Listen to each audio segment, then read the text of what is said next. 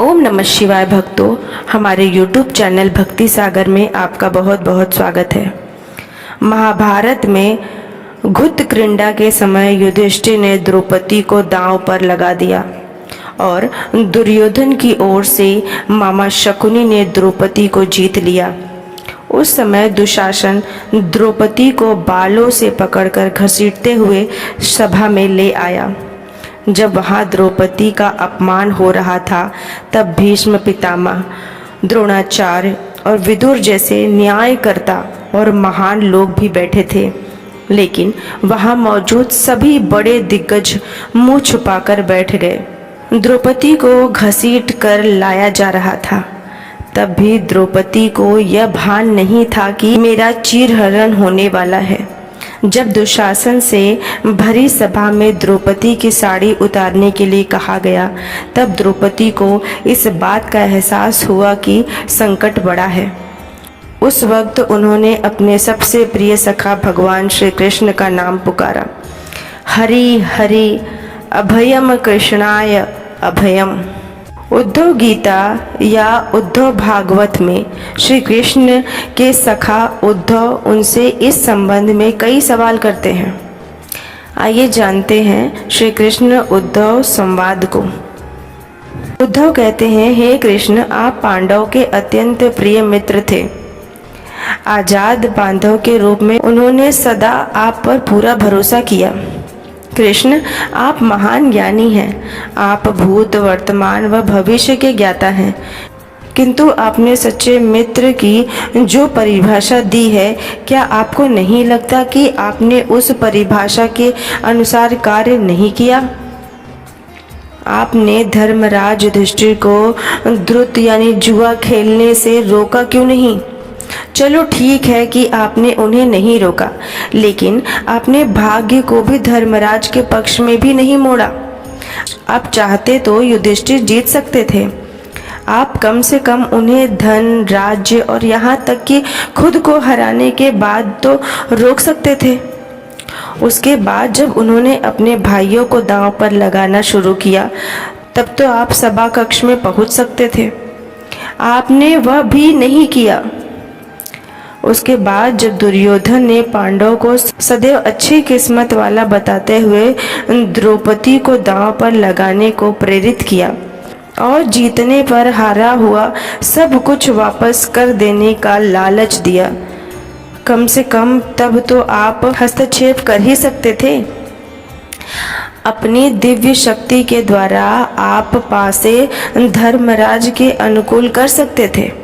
इसके स्थान पर आपने तब हस्तक्षेप किया जब द्रौपदी लगभग अपनी शील खो रही थी। तब आपने उसे वस्त्र देकर द्रौपदी की शील को बचाने का दावा किया, लेकिन आप यह दावा भी कैसे कर सकते हैं? उसे एक आदमी घसीट कर सभा में लाता है और इतने सारे लोगों के सामने निवस्त्र करने के लिए छोड़ देता है। एक महिला का शील आपने क्या बचाया? अगर आपने संकट के समय अपनों की सहायता नहीं की, तो आपको आपाद बांधव कैसे कहा जा सकता है? बताइए। आपने संकट के समय सहायता नहीं की तो क्या फायदा? क्या यही धर्म है? इन प्रश्नों को पूछते पूछते उद्धव का गला रुंध गया और उनकी आंखों से आंसू बहने लगे। भगवान श्री कृष्ण मुस्कुराते हुए बोले, प्रिय उद्धव, यह सृष्टि का नियम है कि विवेकवान ही जीतता है। उस समय दुर्योधन के पास विवेक था, धर्मराज के पास नहीं। यही कारण रहा कि धर्मराज पराजित हुए। उद्धव को हैरान परेशान देखकर कृष्ण जी आगे बोले, दुर्योधन के पास जुआ खेलने के लिए पैसा और धन तो बहुत था, लेकिन उसे पैसों का खेल खेलना नहीं आता था।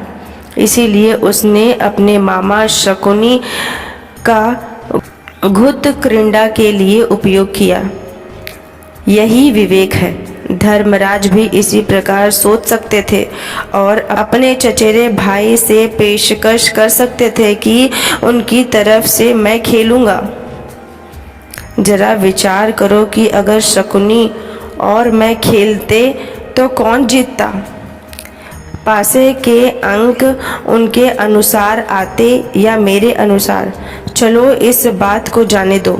उन्होंने मुझे खेल में शामिल नहीं किया, इस बात के लिए उन्हें क्षमा किया जा सकता है, लेकिन उन्होंने विवेक शून्यता से एक और बड़ी गलती की, और वह यह कि उन्होंने मुझसे प्रार्थना की कि मैं तब तक सभा कक्ष में न आऊं जब तक कि मुझे बुलाया न जाए, क्योंकि वे अपने दुर्भाग्य से खेल मुझसे छुपकर खेलना चाहते थे। वे नहीं चाहते थे कि मुझे मालूम पड़े कि वे जुआ खेल रहे हैं। इस प्रकार उन्होंने मुझे अपनी प्रार्थना से बांध दिया। मुझे सभा कक्ष में आने की अनुमति नहीं थी। इसके बाद भी मैं कक्ष के बाहर इंतजार कर रहा था कि अब कोई मुझे बुलाता है। भीम, अर्जुन, नकुल और सहदेव सब मुझे भूल गए, बस अपने भाग्य और दुर्योधन को कोसते रहे। अपने भाई के आदेश पर जब दुशासन द्रौपदी को बाल पकड़कर घसीटता हुआ सभा कक्ष में लाया, द्रौपदी अपने सामर्थ्य के अनुसार जूझती रही, तब भी उसने मुझे नहीं पुकारा। उसकी बुद्धि तब जागृत हुई जब दुशासन ने उसे निर्वस्त्र करना प्रारंभ किया। जब उसने स्वयं पर निर्भरता छोड़कर हरि हरि अभयम श्री कृष्ण अभयम की गुहार लगाई, तब मुझे उसके शील की रक्षा का अवसर मिला।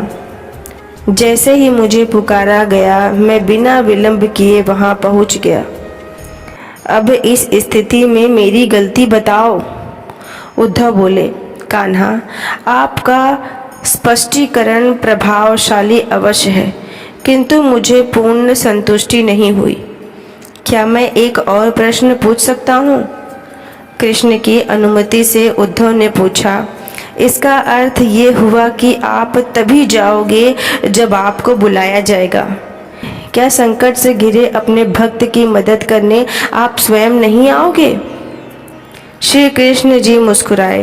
उद्धव, इस सृष्टि में हरेक का जीवन उसके स्वयं के कर्म फल का आधार पर संचालित होता है। न तो मैं इसे चलाता हूँ और न ही इसमें कोई हस्तक्षेप करता हूँ। मैं केवल एक साक्षी हूँ।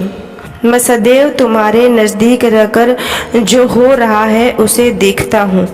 यही ईश्वर का धर्म है। सलाहना देते हुए उद्धव ने पूछा, वाह वाह, बहुत अच्छा कृष्ण। तो इसका अर्थ यह हुआ कि आप हमारे समीप खड़े रहकर हमारे सभी दुष्कर्मों को निरीक्षण करते रहेंगे। हम पाप पर पाप करते रहेंगे और आप हमें साक्षी बनकर देखते रहेंगे। आप क्या चाहते हैं कि हम भूल करते रहें, पाप की गठरी बनाते रहें और उसका फल भुगतते रहें? तब श्री कृष्ण बोले, उद्धव, तुम शब्दों के गहरे अर्थ को समझो। जब तुम समझकर अनुभव कर लोगे कि मैं तुम्हारे समीप साक्षी के रूप में हर पल हूँ, तो क्या तुम कुछ भी गलत या बुरा कर सकोगे? तुम निश्चिंत रूप से कुछ भी बुरा नहीं कर सकोगे जब तुम यह भूल जाते हो और यह समझने लगते हो कि मुझसे छुपकर कुछ भी कर सकते हो। तब ही तुम कठिनाइयों में फंसते हो। धर्मराज का अज्ञान यह था कि उसने माना कि वह मेरी जानकारी के बिना जुआ खेल सकता है। अगर उसने यह समझ लिया होता कि मैं प्रत्येक के साथ हर समय साक्षी रूप में उपस्थित हूँ, तो क्या खेल का रूप कुछ और नहीं होता? उद्धव मंत्रमुग्ध हो गए और बोले, प्रभु, कितना गहरा दर्शन है, कितना महान सत्य। प्रार्थना और पूजा पाठ से ईश्वर को अपनी मदद के लिए बुलाना तो महज हमारी परभावना है, किंतु जैसे ही हम यह विश्वास करना शुरू करते हैं कि ईश्वर के बिना पत्ता भी नहीं हिलता, तब हमें साक्षी के रूप में उनकी उपस्थिति महसूस होने लगती है। गड़बड़ तब होती है जब हम इसे भूलकर सांसारिकता में डूब जाते हैं। भक्तों, अगर ये कथा आपको अच्छी लगी हो तो इसे लाइक और शेयर ज़रूर करिएगा और अगर अभी तक आपने मेरे चैनल को सब्सक्राइब नहीं किया है तो इसे सब्सक्राइब कर लीजिए और नोटिफिकेशन बेल ऑन कर लीजिए ताकि भगवान से जुड़ी कथा, कहानी, जानकारी आपको सबसे पहले मिले। मेरी वीडियो देखने के लिए आपका बहुत बहुत धन्यवाद।